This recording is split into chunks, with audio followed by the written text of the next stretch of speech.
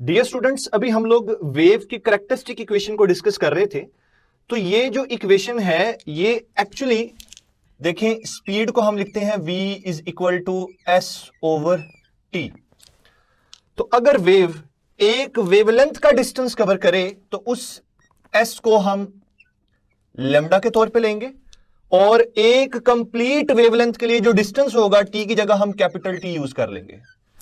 अब 1 over t reciprocal of time period is known as frequency, तो ये बन जाएगा f और लेमडा साथ एज इट इज आ जाएगा। ठीक है। अब एक और आपको छोटी सी बात बता दूं कि जब हम साउंड को डिस्कस करते हैं और लाइट को डिस्कस करते हैं तो एंटी टेस्ट के अंदर हम ये कॉन्सेप्ट बड़े अच्छे से डिस्कस करते हैं कि अगर साउंड वेव एक मीडियम से दूसरे मीडियम में जाए तो क्या होगा, अगर लाइट वेव्स एक मीडियम से दूसरे मीडियम में जाए तो क्या होगा। तो हम दो तरह के मीडिया को डिस्कस करते हैं। एक होता है बेटा रेयरर मीडियम। जो रेयरर मीडियम होता है इसकी जो डेंसिटी होती है वो कम होती है। ठीक है, ये बात आप लोगों ने याद रखनी है। जो रेयरर मीडियम होगा उसकी डेंसिटी क्या होगी, कम। और एक होता है डेंसर मीडियम। अब जो डेंसर मीडियम होगा इसकी डेंसिटी क्या होगी, ज्यादा होगी। अब मैं यहां पे साउंड को डिस्कस करूंगा और उसके साथ कंपैरिजन में लाइट को भी यहां पर इस वजह से डिस्कस कर दूंगा ताकि बेटा आपकी कंफ्यूजन दूर हो जाए। वैसे तो उसे लाइट के यूनिट में जाकर डिस्कस करना चाहिए, वहां पर भी डिस्कस किया जाएगा, लेकिन मैं यहां कंपैरिजन में इस वजह से बताना चाह रहा हूं कि दोनों में थोड़ा सा एक डिफरेंस है, वो जरा डिफरेंस को समझ लीजिए। सबसे पहले मैं साउंड की बात कर रहा हूं जी, साउंड वेव्स की, कि साउंड जब एक मीडियम से दूसरे मीडियम में जाता है, यानी रेयरर से डेंसर में जाता है या डेंसर से रेयरर में आता है, तो क्या होते हैं। तो पहली बात ये याद रखिए, जो साउंड वेव्स हैं वो एक्चुअली लॉन्गिट्यूडनल वेव्स हैं, और लॉन्गिट्यूडनल वेव्स प्रोग्रेसिव। तो सिंपली ये कहना बेहतर होगा कि लॉन्गिट्यूडनल वेव्स मैकेनिकल वेव्स हैं, जिनको एक जगह से दूसरी जगह जाने के लिए क्या चाहिए, मीडियम चाहिए। ठीक है जी। तो इसका मतलब है कि साउंड वेव्स ने जब प्रोपगेट करना है, एक मीडियम से भी दूसरे मीडियम में जाना है, तो इन्हें मीडियम लाजमी चाहिए होगा। ऐसा नहीं होगा कि मीडियम रिक्वायर्ड नहीं होगा। तो मैं यहां पे एक चीज मेंशन करने लगा हूं कि जो साउंड है, नंबर 1, अगर वो रेयरर से जा रहा है डेंसर में, अब डेंसर मीडियम की डेंसिटी ज्यादा, वहां पे जो पार्टिकल्स होंगे एक दूसरे के ज्यादा क्लोज होंगे। ठीक है जी। जब पार्टिकल्स एक दूसरे के ज्यादा क्लोज आ जाएंगे तो ये जो डिस्टर्बेंस है ज्यादा तेजी से आगे ट्रांसफर हो सकेगी। तो इसका मतलब ये हुआ कि ये जो रिलेशन है v is equal to f lambda.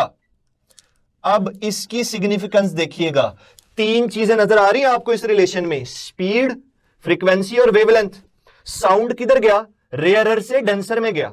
ठीक है। तो क्या होगा, एक बात बेटा हमेशा याद रखिएगा, जब कभी साउंड वेव एक मीडियम से दूसरे मीडियम में जाती है तो फ्रीक्वेंसी कभी चेंज नहीं होगी। अब यह बात भी सुन लीजिए कि फ्रीक्वेंसी क्यों चेंज नहीं होती। बेटा फ्रीक्वेंसी सोर्स डिपेंडेंट है, वो सोर्स पे डिपेंड करती है। हां, अगर आप सोर्स को चेंज कर देते हैं तो भाई साउंड वेव की फ्रीक्वेंसी भी चेंज हो जाएगी। फॉर एग्जांपल मैं आपको एक बड़ी कॉमन सी एग्जांपल देता हूं। देखिए मैं बोल रहा हूं ना, तो मैं एक साउंड प्रोड्यूस कर रहा हूं एक खास फ्रीक्वेंसी का।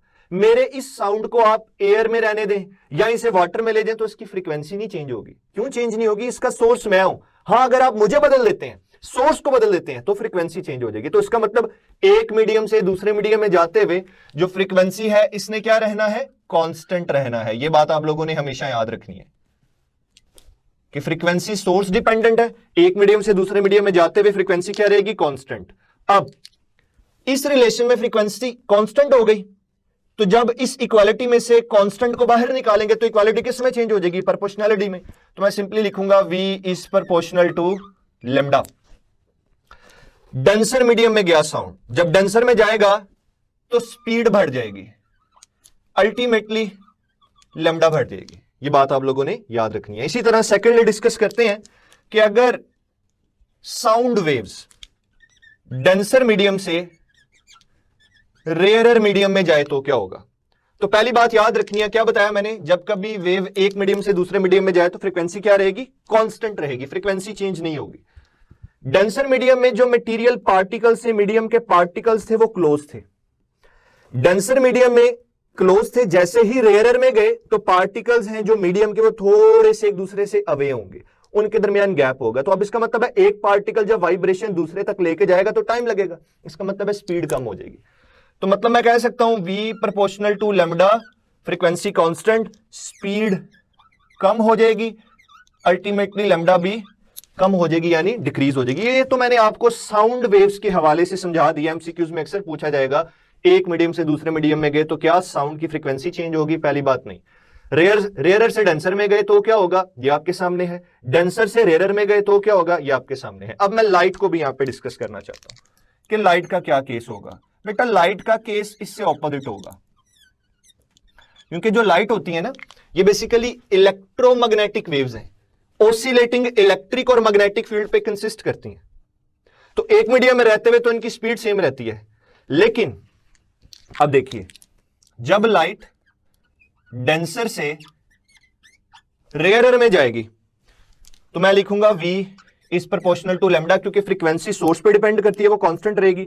रेयरर मीडियम में जाएगी जब लाइट तो इसकी स्पीड बढ़ जाएगी और इसका लैम्डा अल्टीमेटली इंक्रीज होगा।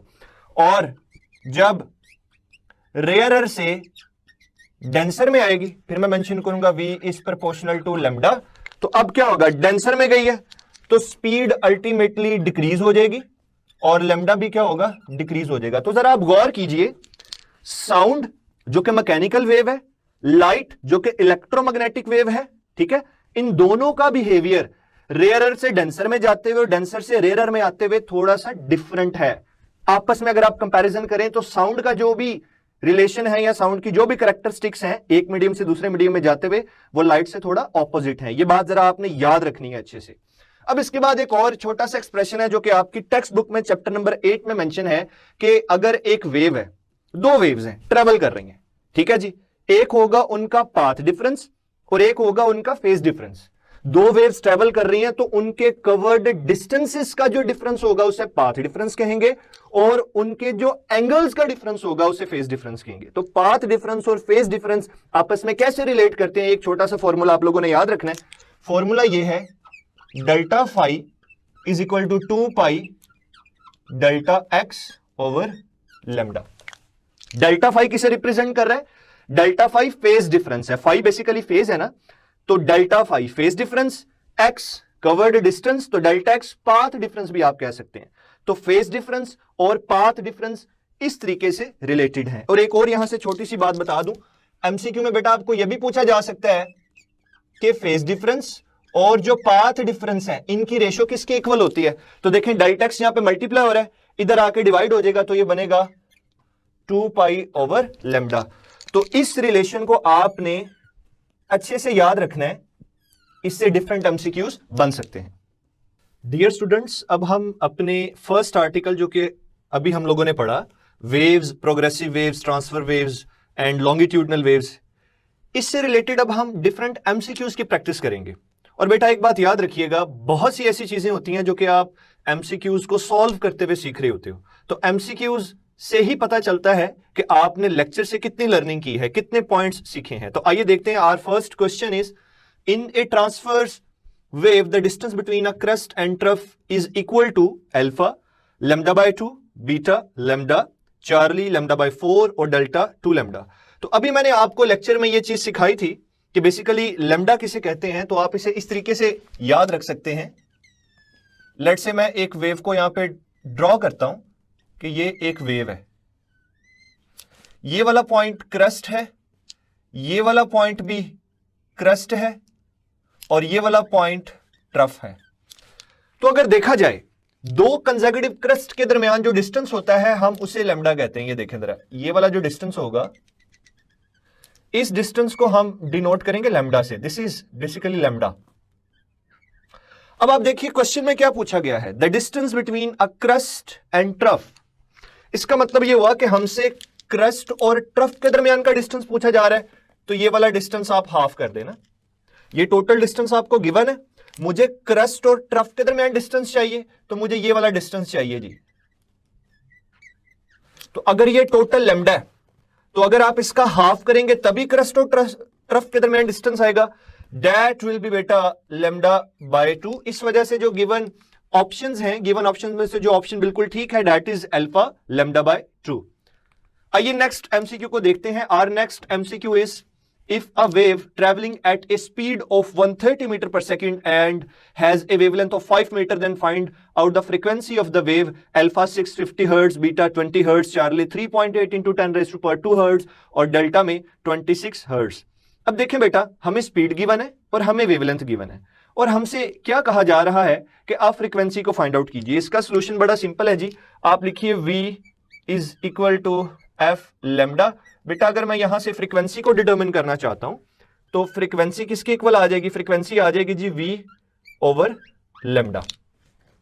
अब frequency as it is, speed देखिए हमें कितनी गिवन है, speed is 130 divided by wavelength that is 5, तो इसे आप कैंसिल कीजिए, 5 1 5 5 2 10, तो ये 26 हर्ट्ज इसका आंसर आ जाएगा। तो बेटा जो चार ऑप्शन है उनमें से जो ऑप्शन बिल्कुल ठीक है दैट इज डेल्टा 26 हर्ट्ज। अब हम नेक्स्ट क्वेश्चन को देखते हैं। Our next question is the sound of lightning flash is heard 3 second after the flash is seen, the distance of the lightning is 1020 metre, the speed of the sound is. अच्छा एक बात यहां पे समझ लीजिए, बहुत से बच्चों में ये मिसकंसेप्शन है कि शायद स्पीड ऑफ साउंड और factors affecting speed of sound वाला जो टॉपिक है टेक्स्ट बुक से वो यूएचएस के सिलेबस में इंक्लूडेड है। बेटा ऐसा बिल्कुल नहीं है। ये क्वेश्चन जो आप देख रहे हैं बेसिकली इस क्वेश्चन के अंदर हम लोगों ने v is equal to f lambda को यूज करना है, ठीक है, और इससे प्रीवियस क्वेश्चन में भी v is equal to f lambda था। तो एक्चुअली हम क्या कर रहे हैं, जो उसकी बेसिक इक्वेशन है उसको यूटिलाइज कर रहे हैं। प्रीवियस क्वेश्चन में v is equal to f lambda को यूज किया, इस क्वेश्चन के अंदर देखिए हमें टाइम गिवन है, हमें डिस्टेंस गिवन है, तो बेसिकली बेटा हम स्पीड को डिटरमिन कर रहे होंगे। तो सिंपल सा फॉर्मूला यहां पे अप्लाई होगा, speed v is equal to distance over time. ठीक है बेटा, डिस्टेंस कितना गिवन है हमें? डिस्टेंस हमें गिवन है 1020 मीटर डिवाइडेड बाय, और टाइम कितना है जी 3। तो देखें आप इसकी कैंसिलेशन कीजिए, इसे सॉल्व करेंगे तो ये बनेगा 3 1 3 3 3 9, तो यहां पे आ जाएगा 340, तो ये स्पीड बन जाएगी इन मीटर पर सेकंड। तो देखने में ये क्वेश्चन लगा था जैसे ये साउंड से रिलेटेड है, लेकिन इसमें हम जो यूज कर रहे हैं वो एक बड़ा सिंपल सा फॉर्मूला है, v is equal to s over t. तो बेटा गिवन ऑप्शंस में से जो ऑप्शन बिल्कुल ठीक है दैट इज अल्फा 340 मीटर पर सेकंड। आइए नेक्स्ट क्वेश्चन को देखते हैं, बड़ा इंपॉर्टेंट क्वेश्चन है ये। An observer standing at the sea coast observer observes 54 waves reaching the coast per minute if the wavelength of the waves is 10 meter, find the velocity। ठीक है जी, हमने अगेन वेलोसिटी को फाइंड आउट करना है। इसके लिए हम यहां पे लिख सकते हैं जी v is equal to f lambda. ये वाला रिलेशन हम यूज करेंगे इस क्वेश्चन को सॉल्व करने के लिए। अच्छा फ्रीक्वेंसी क्या होती है? Number of waves passing through a certain point in unit time, यानी नंबर ऑफ वेव्स पर सेकेंड। लेकिन यहां पे क्या है, जो नंबर ऑफ वेव्स है वो कितनी है 54, और टाइम कितना है पर मिनट, यानी कि 1 मिनट। तो इसका मतलब है नंबर ऑफ वेव्स यानी 54 डिवाइडेड बाय पर सेकंड होना चाहिए, तो 1 मिनट है, मैं इसे लिखूंगा 60 सेकंड्स। तो नंबर ऑफ वेव्स 54 पर सेकंड, तो हमारे पास डिनोमिनेटर में जो यूनिट है वो सेकंड का आ गया। अब वेवलेंथ से मल्टीप्लाई कर देना, वेवलेंथ कितनी है जी 10, तो 10 से कैंसिल, और 54 डिवाइडेड बाय 6 ये आ जाएगा 9 मीटर पर सेकंड। तो बेटा गिवन ऑप्शंस में से जो ठीक ऑप्शन है दैट इज चार्ली 9 मीटर पर सेकंड। उसके बाद जी नेक्स्ट क्वेश्चन देखते हैं। नेक्स्ट क्वेश्चन है when water waves pass from deep water into shallow water, how do the frequency, wavelength and speed changes? आपके सामने ऑप्शंस हैं स्पीड, वेवलेंथ और फ्रीक्वेंसी के डिफरेंट। तो बेटा एक बात याद रखिएगा, मैंने आपको अभी लेक्चर में बताया कि जब कभी साउंड एक मीडियम से दूसरे मीडियम में जाए, ठीक है, या जब कभी साउंड के रास्ते में मतलब कुछ ऐसी सिनेरियो आ जाए कि साउंड डेंसर से रेयरर में जा रहा है, रेयरर से डेंसर में जा रहा है, तो एक चीज यानी फ्रीक्वेंसी कभी भी चेंज नहीं होगी, तो फ्रीक्वेंसी कांस्टेंट रहेगी। अब यहां पे बात कर रहा है वो डीप वाटर, तो deep water when water waves pass from deep water into shallow water, ठीक है जी, यानी वाटर वेव्स पास कर रही हैं फ्रॉम डीप, डीप से कहां जा रही हैं, शैलो में जा रही हैं। तो डीप का मतलब ये हुआ कि डेंसिटी ज्यादा है, शैलो का मतलब हुआ डेंसिटी कम, यानी कि डीप गहरा पानी, शैलो कम गहरा पानी। तो जो गहरा पानी है उसकी डेंसिटी ज्यादा है, तो अभी मैंने लास्ट टाइम डिस्कस किया था डेंसर मीडियम, और जो कम गहरा पानी है उसकी डेंसिटी कम है। तो जब डीप वाटर से वो शैलो वाटर में जाएगा तो देखिए हम यूज करेंगे v is proportional to lambda. Frequency को मैंने इस वजह से नहीं लिखा कि बेटा फ्रीक्वेंसी रहेगी सेम, शैलो वाटर में जाके स्पीड भी कम हो जाएगी, और अल्टीमेटली लेमडा भी क्या हो जाएगी, कम हो जाएगी, क्योंकि डेंसिटी क्या हो जाएगी, कम मीडियम की। तो बेटा गिवन ऑप्शंस में से जो ऑप्शन बिल्कुल ठीक होगा दैट विल बी बीटा, कि फ्रीक्वेंसी में कोई चेंज नहीं आएगा, वेवलेंथ क्या हो जाएगी, डिक्रीज हो जाएगी, और इसी तरह से जो स्पीड है वो भी क्या हो जाएगी, डिक्रीज। अब बेटा नेक्स्ट क्वेश्चन की तरफ चलते हैं। Our next question is, if two sound waves having a phase difference of 60 degree then they will have a path difference of alpha lambda by 6 beta lambda by 3 Charlie lambda और delta में 3 lambda given है। अच्छा बेटा अभी मैंने आपको ना एक एक्सप्रेशन बताया था, और वो एक्सप्रेशन ये था delta phi is equal to 2 pi delta x divided by lambda, ये रिलेशन हम लोगों ने पढ़ा था। अब जरा गौर से देखें, हमें क्या चाहिए, हमें तो एक्चुअली चाहिए पाथ डिफरेंस, तो पाथ डिफरेंस तो ये है डेल्टा एक्स, तो आइए इसे सेपरेट कर लेते हैं।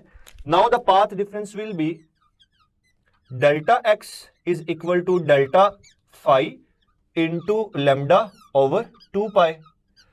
अब बेटा डेल्टा फाई देखते हैं, फेज डिफरेंस हमें गिवन है 60 डिग्री का, तो 60 डिग्री को हम लोग पाई बाय 3 रेडियन भी लिखते हैं, तो मैं इसे पाई बाय 3 लिखूंगा। तो अब वैल्यूज पुट करते हैं, डेल्टा एक्स ये आएगा डेल्टा फाई की जगह पाई बाय 3, 3 को डिनोमिनेटर में लिखा, डिनोमिनेटर में पहले से मौजूद 2 पाई था, और ये 7 लेमडा से मल्टीप्लाई हो जाएगा। तो अब जरा देखिए, पाई से पाई कैंसिल हो जाएगा और ये बन जाएगा लेमडा बाय 3 इंटू 2 6, तो our answer will be lambda by 6। तो बेटा गिवन ऑप्शंस में से जो ऑप्शन बिल्कुल ठीक होगा that will be alpha lambda by 6।